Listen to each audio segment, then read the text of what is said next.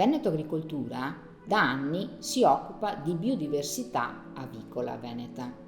Lo fa presso l'azienda Sasserami di Ceregnano, in provincia di Rovigo, dove salvaguardiamo il patrimonio avicolo regionale.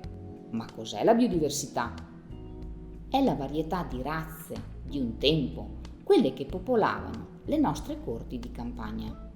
Nei giorni scorsi le uova si sono schiuse e sono nati i primi pulcini delle 9 razze di pollo: Robusta lionata, Robusta maculata, Ermellinata di Rovigo, i pepoi, 2 colorazioni di polverara, la bianca e la nera, e 3 colorazioni di padovana, camosciata, dorata e argentata.